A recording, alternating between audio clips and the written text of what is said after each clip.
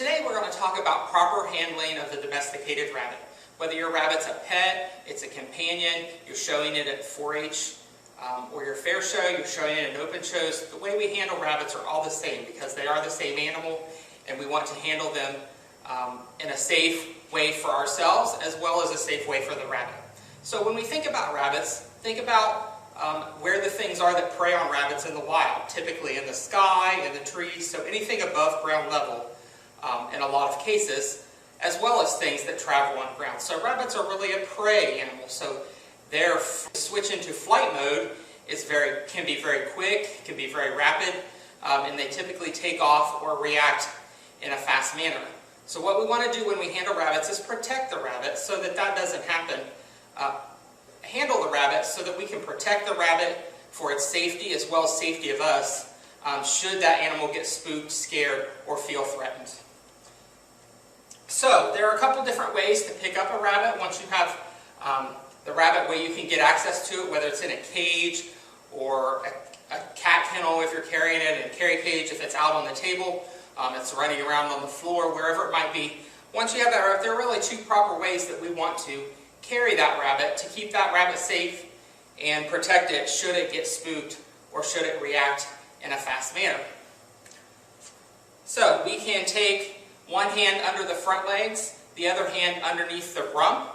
Most of the weight is in the hand that's underneath the rump. That's where most of the weight of the rabbit. Another method that some people use is that you can put the ears back. You can get a hold of a little bit of skin right there behind the ears, and you can use the other hand underneath the rump and pick the rabbit up. Either method is proper. We're not picking that rabbit up by the ears or by the skin behind the neck. All of that weight is being supported right here in this hand that supports the rump.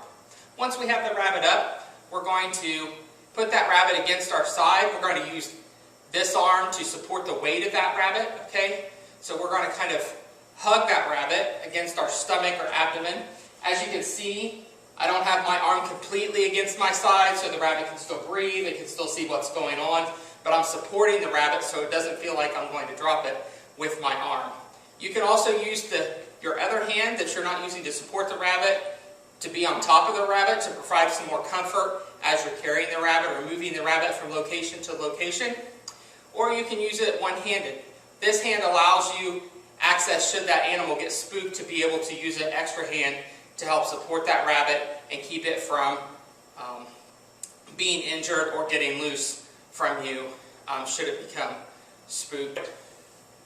So we see a lot of people that might carry rabbits around like this, up around your face, and it's not bad that animals get up around your face, but when you're transporting an animal and they have the ability to get spooked or scared, I think you can see that probably what happens to this animal is if this animal gets scared, I get scratch marks on my neck or on my face. It might end up flying over my shoulder and hitting the ground behind me. It might end up injuring itself, could be breaking a leg, could be breaking it back once it lands on the ground. And so those are things we don't want to have happen. And we don't know when something's going to spook the animal or it's going to become